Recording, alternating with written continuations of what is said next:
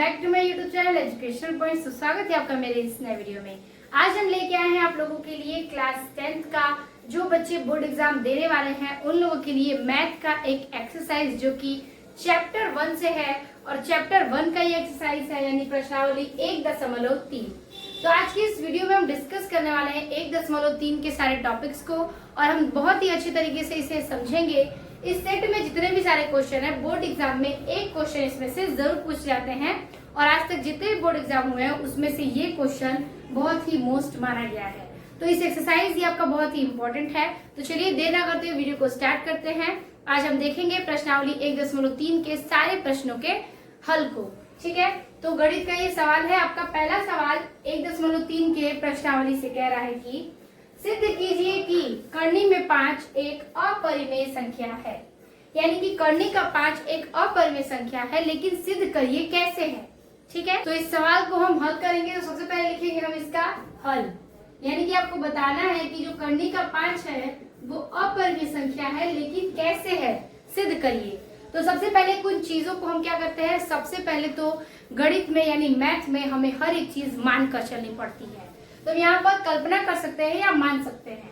तो लिखेंगे कि कल्पना किया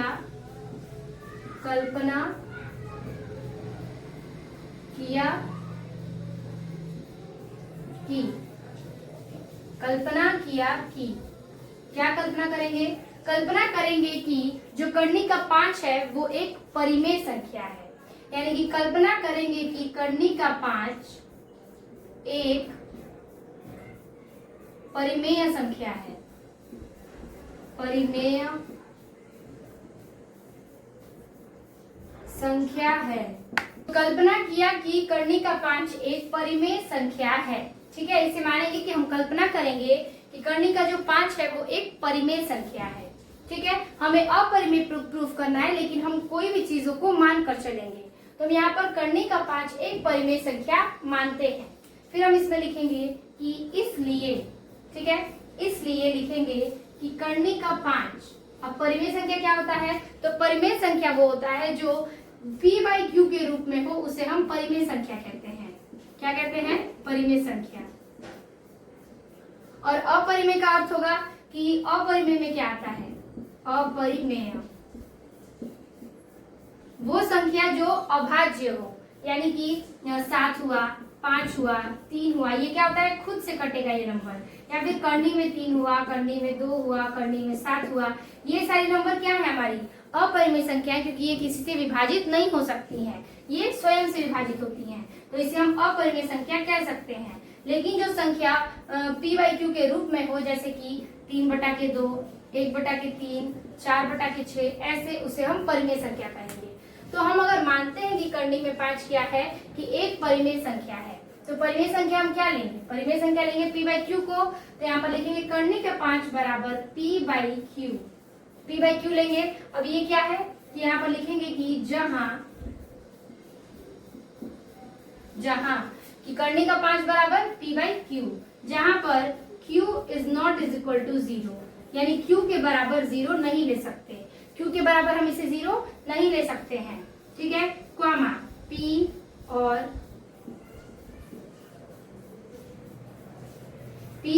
q क्या है कि पूर्णांक तथा पूर्णांक है, और तथा p और q क्या है, सहअभाज्य संख्या है। सहअभाज्य संख्या है, सहअभाज्य संख्या है।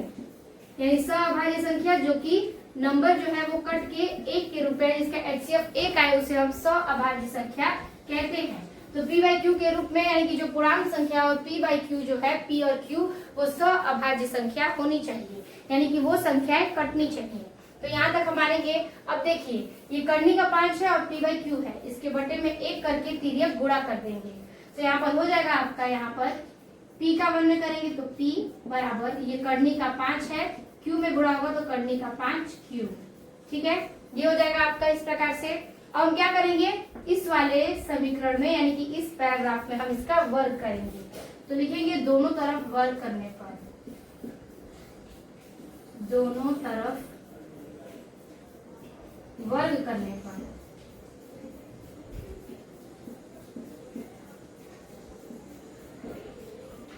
ठीक, दोनों तरफ वर्ग करने पर। अब इस वाले समीकरण में दोनों तरफ वर्ग कर देंगे। p का स्क्वायर बराबर 5q करनी जो है इसका स्क्वायर। अब देखिए ये p का स्क्वायर है तो p स्क्वायर निकल जाएगा बराबर ये 5 का स्क्वायर है। अगर 5 का गुणा करनी 5 में करेंगे तो करनी से करनी हट जाएगा, लेकिन करनी में करनी का करेंगे तो 25 आएगा। और ये जो 25 है इसको हम लिखेंगे क्या, करनी में 5 गुणते 5। तो करनी में ये जोड़ा है तो निकलेगा क्या, बाहर 5। तो इसका आंसर क्या आएगा 5। तो यहाँ पर ये जो करनी का स्क्वायर हो रहा है उसका करनी हट जाएगा तो बचेगा क्या 5। तो लिखेंगे 5 का क्यूब, 5 क्यूब। ठीक है, ये हो गया। अब लिखेंगे हम इसमें कि समीकरण 1, यहाँ पर लिखेंगे कि समीकरण 1 5 से समीकरण 1 यहाँ p स्क्वायर यानी ये p स्क्वायर, ठीक है, 5 से क्या है, 5 से विभाजित है।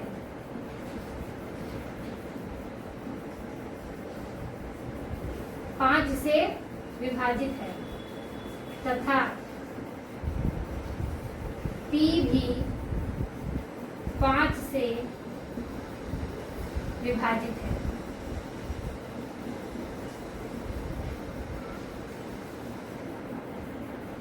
यहाँ पर देखिए ये जो p स्क्वायर है इसमें समीकरण 1 जो है वो क्या है, p जो है वो यहाँ पर p स्क्वायर है और ये 5 से क्या है, विभाजित है। यानी p स्क्वायर 5 से विभाजित इसके बटे में ले सकते हैं और तथा p भी 5 से विभाजित है। अगर p स्क्वायर 5 से विभाजित है तो इसका p जो होगा वो भी 5 से विभाजित होगा।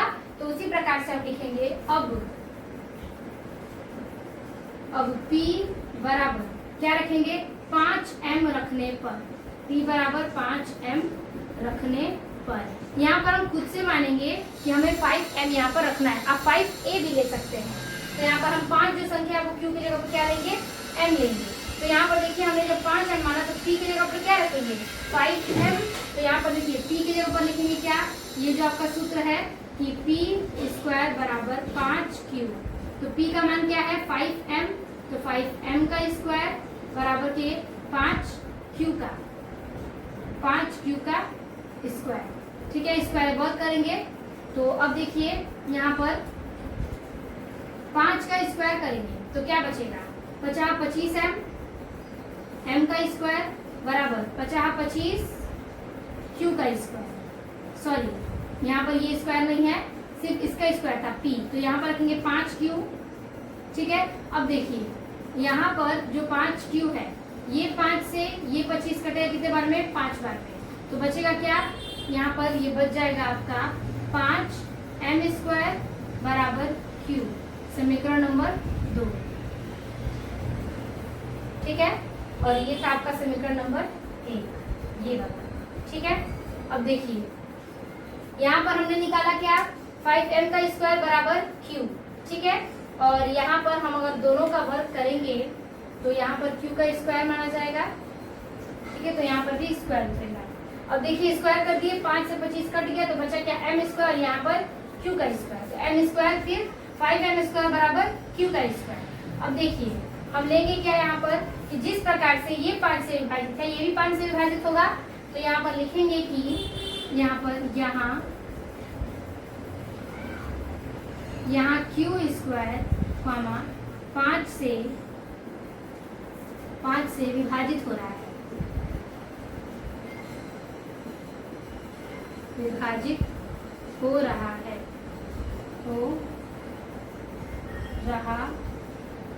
है तथा q भी 5 से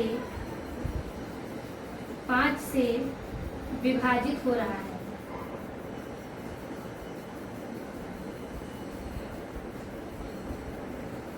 से विभाजित हो रहा है। हो रहा है। अब देखिए यहाँ पे क्या कह रहा है कि ये जिस प्रकार से हमने पी स्क्वायर को 5 से विभाजित किया तो पी भी 5 से विभाजित होगा, उसी प्रकार से क्यू स्क्वायर जब 5 से विभाजित हो रहा है तो क्यू भी 5 से विभाजित हो रहा होगा। ठीक है, अब देखिए समीकरण 1 व समीकरण 2 से, समीकरण 1 व समीकरण 2 से जब इसमें देखिए समीकरण 1 व समीकरण 2, समीकरण 1 व समीकरण 2, ठीक है, ये दोनों चीजें हो गई। तो इसमें समीकरण 1 और समीकरण 2, अब ये देखिए समीकरण ये है आपका पी स्क्वायर बराबर 5q, समीकरण 2 है 5m स्क्वायर बराबर q स्क्वायर। क्या इसमें कुछ भी मैच कर रहा है जिसे हम कटा सकते हैं? नहीं, कुछ भी मैच नहीं कर रहा। तो हम इसे मान सकते हैं कि समीकरण 1 व समीकरण 2 में HCF यानी कि जो हमारा HCF है वो 1 के बराबर नहीं है। ठीक है, बराबर 1 के नहीं है यानी कि q is not is equal to 1 या फिर 0। इसलिए हम लिखेंगे कि इसलिए हमारी कल्पना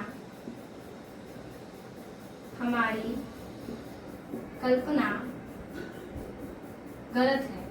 क्या है? इसलिए हमारी कल्पना गलत है।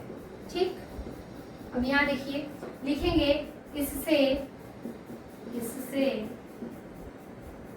सिद्ध होता है, इससे सिद्ध होता है कि कर्णी का 5 जो है, कर्णी 5 एक अपरिमेय संख्या है, एक अपरिमेय संख्या है, अपरिमेय संख्या है। तो यहाँ से हमारा प्रूफ होता है कि कर्णी का 5 किस प्रकार से अपरिमेय संख्या है। अगर परिमेय संख्या होती तो वो नंबर क्या होता, किसी से कटता, उसका HCF 1 आता या फिर ऐसी संख्या आती जो किसी से विभाजित हो सकती थी। लेकिन यहाँ पर दोनों ही समीकरण क्या है, विपरीत है, समीकरण 2 भी और समीकरण 1 भी और समीकरण 2 भी। इसलिए हमारा ये कर्णी का 5 जो है वो एक अपरिमेय संख्या है। तो आई होप आपको ये पहला क्वेश्चन क्लियर होगा, तो आप इसे नोट करिए, इसका स्क्रीनशॉट ले लीजिए। फिर हम देखते हैं दूसरे प्रश्न को।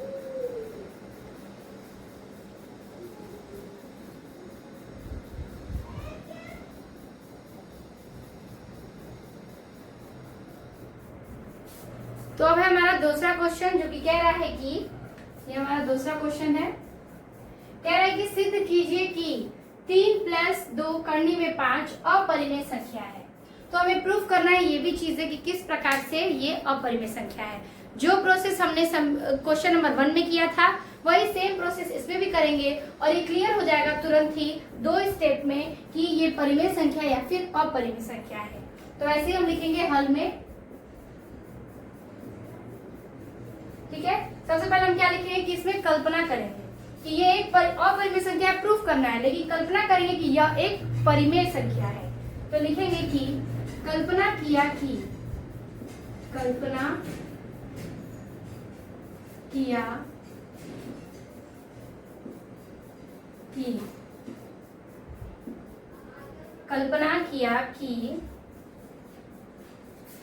किया कि 3 + 2 कर्णी में 5, 3 + 2 कर्णी में 5 एक परिमेय संख्या है, एक परिमेय संख्या है,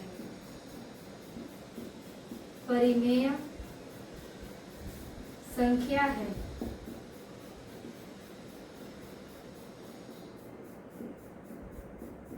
ठीक है, तो कल्पना किया कि 3 + 2 कर्णी में 5 एक परिमेय संख्या है। हमने ये लाइन कंफर्म है कि ये हमें लिखना है। ठीक है, तो हमने मान लिया कि ये एक परिमेय संख्या है। अब इसलिए 3 + 2 यानी 3 + 2 कर्णी में 5, ठीक है, कर्णी में 5 क्या है, बराबर परिमेय संख्या यानी कि p/q मानेंगे, p/q, जहां पर लिखेंगे, जहां q is not is equal to 0, जहां पर q बराबर नहीं है किसके, 0 के। अब देखिए, अब क्या करेंगे कि इसका जो गुणा है वो हम तिर्यक करेंगे, यानी इसके बटे में 1 मानकर इसे हल करेंगे। तो यहाँ पर देखिए ये जो 3 है वो चला आएगा इस साइड, यानी कि ये 3 प्लस में है, इधर आएगा तो माइनस में आ जाएगा। तो बचेगा 2 कर्णी में 5 बराबर p/q और ये प्लस है -3, इधर आएगा तो क्या हो जाएगा -3। अब देखिए अब क्या करेंगे कि ये जो 2 है वो इसके पास, इसमें इसका गुणा कर देंगे या फिर ये इसके नीचे आ जाएगा। तो यहाँ पर हम लिखेंगे 2, सॉरी यहाँ पर बचेगा क्या, करनी 5 बराबर p/q माइनस के 3 और बटे में ये 2 क्या आ जाएगा, नीचे आ जाएगा। अब ये देखिए इसमें भी इसका कोई रूप नहीं है, कोई हल नहीं है, ये पूर्ण रूप से इसका कोई हल हम नहीं निकाल सकते। वर्ग भी करेंगे तो हमारा करनी हटेगा, लेकिन यहाँ पर ये जो बटे का नंबर है वो मैच नहीं कर रहा है और ना ही इसका HCF 1 आएगा। तो यहाँ से ये प्रूफ होता है कि ये एक क्या है, अपरिमेय संख्या है। तो हम लिखेंगे कि इसलिए मतलब चूंकि अपरिमेय संख्या बराबर अपरिमेय संख्या बराबर परिमेय संख्या, परिमेय संख्या असंभव है, असंभव है।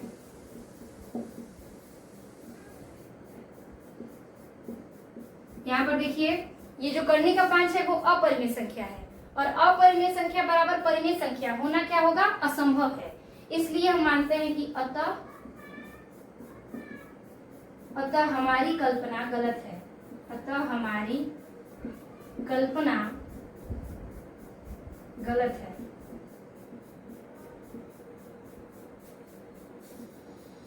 अतः हमारी कल्पना गलत है और इससे सिद्ध होता है कि, इससे सिद्ध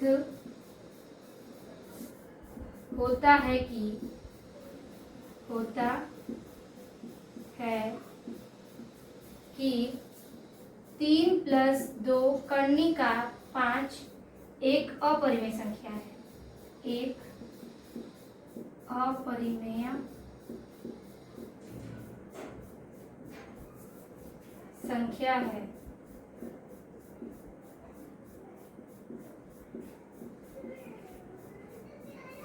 ठीक है, तो इसी प्रकार से हमको मान लेना है। हम क्या करेंगे कि p/q के रूप में देखेंगे, तिर्यक गुणा करेंगे और देखेंगे कि ये हमारा हल निकलता है कि नहीं। तो जब हल नहीं निकलेगा तो लिख देंगे कि ये क्या है, एक अपरिमेय संख्या है, अतः हमारी कल्पना गलत है और इससे सिद्ध होता है कि 3 + 2 करने का 5 एक अपरिमेय संख्या है। ठीक है, आई होप आपको ये दूसरे प्रश्न भी क्लियर होंगे।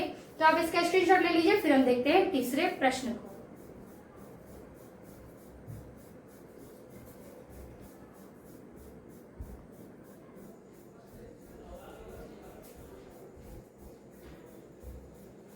तो उसके आगे हमारा तीसरा प्रश्न है, कह रहा है सिद्ध कीजिए कि इनमें कौन अपरिमेय संख्या है, यानी कि इसमें से कौन सी अपरिमेय संख्या है ये प्रूफ करना है। ठीक है, तो यहाँ पर आपको 3 क्वेश्चन दिए गए हैं। एक दिया है 1/2, दूसरा है 7 करनी में 5 और तीसरा है 6 + करनी में 2। अब हमें एक एक क्वेश्चन को सॉल्व करना है। सबसे पहले हम पहला क्वेश्चन सॉल्व करेंगे, यानी 1/2 ये एक अपरिमेय संख्या है या नहीं। तो चलिए इसका हल देखते हैं। बहुत ही आसान तरीके से, और आपको ये सबसे आसान तरीके से, क्योंकि बहुत सारे टॉपिक्स ऐसे हैं जिसको ये बहुत लंबी थ्योरी में लेके गया है, लेकिन हम शॉर्टकट में देखेंगे ताकि आपके बोर्ड एग्जाम में नंबर भी ना कटे और ये क्वेश्चन बहुत ही आसानी से हल हो जाए। तो 1/2 सबसे पहले हमने आपको क्या बताया कि सबसे पहले हम कल्पना करेंगे कि यह एक परिमेय संख्या है। तो हम यहाँ पर लिखेंगे कि कल्पना किया कि, कल्पना किया, कल्पना किया कि, क्या कल्पना किया कि 1/2 एक परिमेय संख्या है। तो 1/2 एक परिमेय संख्या है, परिमेय संख्या है, परिमेय संख्या है। ठीक है, 1/2 एक परिमेय संख्या है। अब देखिए हमें क्या करना है, इसको p/q के रूप में गुणा कर देंगे। तो लिखेंगे 1/2 बराबर p/q। ठीक है, p/q। अब यहाँ पर ये भी लिखेंगे ब्रैकेट में कि q is not is equal to 0, यानी कि q बराबर नहीं है 0 के। अब क्या करेंगे, इसका हम गुणा कर सकते हैं। तो यहाँ पर देखिए, यहाँ पर अंक को पलटने पर हम लिख सकते हैं, अंक को पलटने पर, अंक पलटने पर अंक पलट लेंगे तो ये ऊपर हो जाएगा, तो ये हो जाएगा करनी में 2 बराबर p/q। ठीक है, ये भी कर सकता है करनी 2 और फिर हो जाएगा क्या p/q। अगर इसमें गुणा करेंगे तो q बराबर क्या आएगा करनी में 2 फिर p। तो यहाँ पर ये भी चीजों को मान सकते हैं, ये अंक को हम पलट देंगे।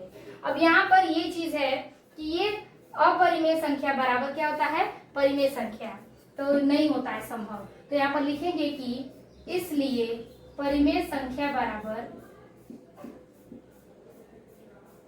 परिमेय संख्या बराबर अपरिमेय संख्या असंभव है, अपरिमेय संख्या असंभव है,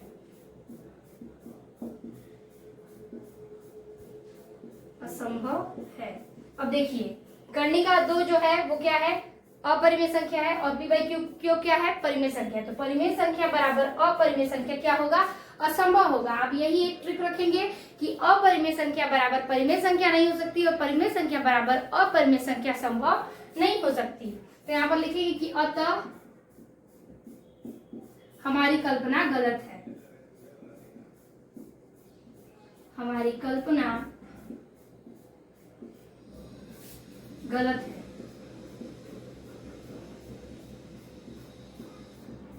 ठीक है, इससे सिद्ध होता है कि यहाँ पर लिखेंगे इससे सिद्ध होता है कि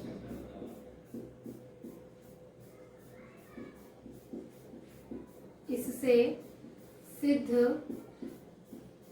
होता है कि क्या सिद्ध होता है कि 1 करनी का 2 क्या है एक अपरिमेय संख्या है, अपरिमेय संख्या है। ठीक है, ये हो गया आपका कि इससे सिद्ध होता है कि करनी का 1 करनी में 2 एक अपरिमेय संख्या है। ठीक है, तो आपको यही पर छोटे छोटे स्टेप से ये आपको क्लियर करना है, कुछ लाइनें लिखना है जो कि आपको एकदम बहुत इंपॉर्टेंट है और तुरंत प्रूफ हो जाएगा कि ये परिमेय है या फिर अपरिमेय। तो आप इसका स्क्रीनशॉट ले लीजिए, बाकी के ये दूसरा और तीसरा क्वेश्चन को हम हल करते हैं।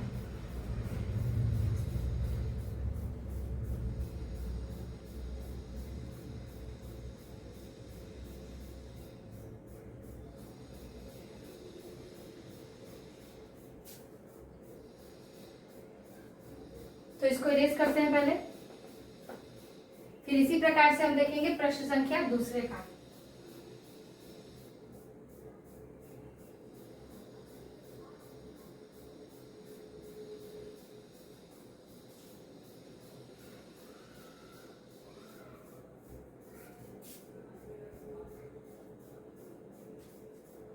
क्वेश्चन नंबर दूसरा है आपका 7 करनी में 5। ठीक है, इसको भी वही प्रोसेस करेंगे कि अपरिमेय संख्या प्रूफ करना है। तो लिखेंगे कि कल्पना कीजिए कि कल्पना किया कि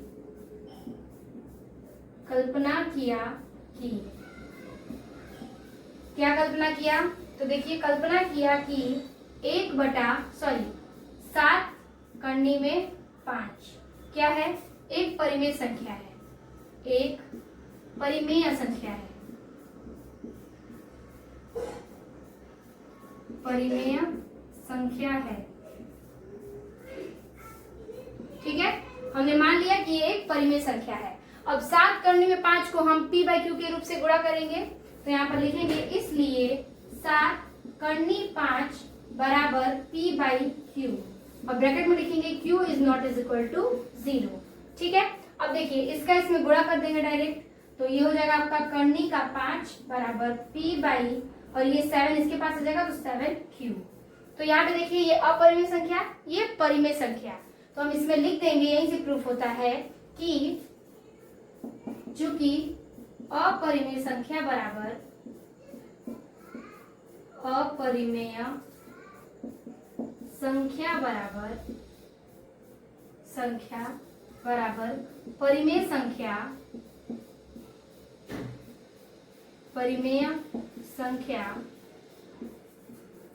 असंभव है, असंभव है। ठीक है, अतः हमारी कल्पना गलत है, अतः हमारी कल्पना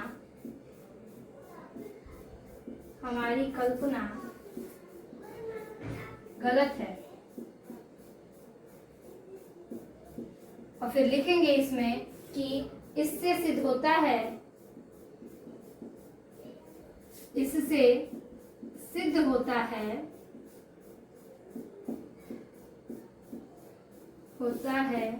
कि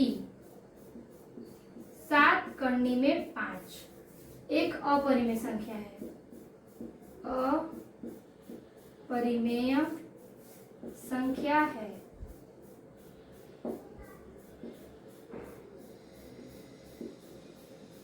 ठीक है, ये हो गया आपका कैसे सिद्ध होता है कि 7 करने में 5 एक अपरिमेय संख्या है। तो ये भी सेम वही चीज था, बस आपको कल्पना करनी है, p बाई क्यू के रूप में रखकर उसका गुणा करना है, फिर बता देना है कि अपरिमेय संख्या बराबर परिमेय संख्या संभव नहीं है, मतलब असंभव है, और अतः हमारी कल्पना गलत है, और इससे सिद्ध होता है कि 7 करने में 5 एक अपरिमेय संख्या है। ठीक है, आई होप आपको ये जो टॉपिक है, इसका जो कॉन्सेप्ट है वो आपको क्लियर होगा। ठीक है, तो आप इसका स्क्रीनशॉट ले लीजिए, फिर हम देखते हैं अपने इस टॉपिक के आखिरी प्रश्न को, यानी 6 प्लस करनी में 2 को।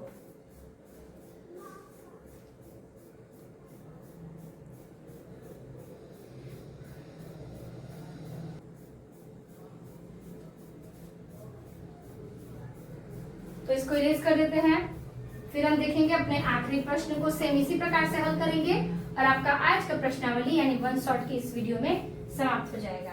ठीक है,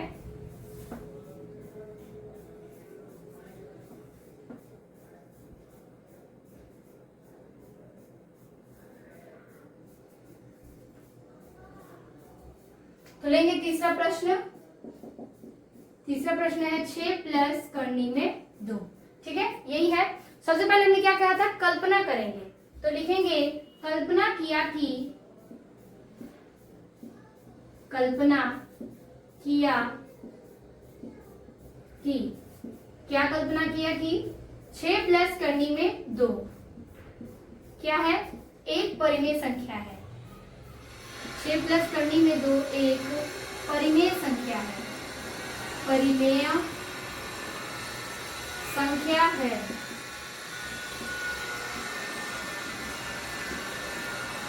ठीक है, अब देखिए हमने कल्पना कर लिया, अब क्या करेंगे, इस नंबर को p बाई क्यू के रूप में रखेंगे। तो रखेंगे कि इसलिए 6 प्लस करनी में 2 बराबर p बाई क्यू, जहां q is not is equal to 0, ये हमें मानना है। तो 6 प्लस करनी में 2 बटा में बराबर p बाई क्यू लेंगे। अब इसका गुणा करेंगे तो ये हो जाएगा आपका, ये जो प्लस में 6 है वो इधर आ जाएगा, तो क्या हो जाएगा माइनस का 6। तो लिखेंगे करनी में 2 बराबर p बाई क्यू माइनस का 6, ये इधर आ गया तो हो जाएगा क्या -6। ये अपरिमेय संख्या, ये परिमेय संख्या। अब हम लिखेंगे कि अपरिमेय संख्या बराबर परिमेय संख्या असंभव है। लिखेंगे यहाँ पर अपरिमेय संख्या, अपरिमेय संख्या बराबर परिमेय संख्या, परिमेय संख्या क्या है, असंभव है।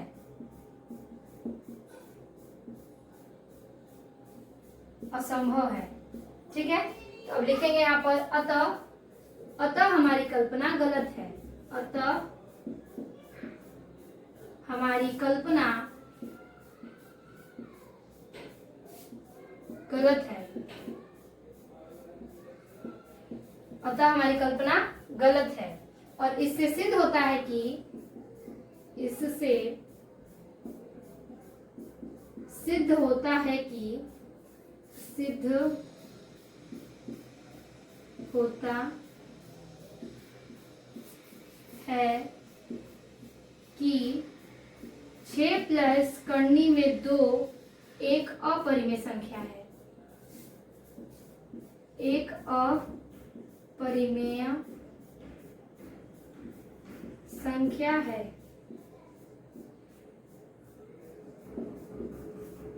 ठीक है, तो यहाँ पर देखिए हमने वो भी चीज कर लिया कि कल्पना किया हमने, फिर p बाई क्यू के रूप में रखा, उसे गुणा किया और बताया कि अपरिमेय संख्या बराबर परिमेय संख्या असंभव है, अतः हमारी कल्पना गलत है। और इससे सिद्ध होता है कि 6 प्लस करने का 2 एक अपरिमेय संख्या है। तो इस प्रकार से हमने तीसरे क्वेश्चन के तीनों प्रश्न को सॉल्व किए।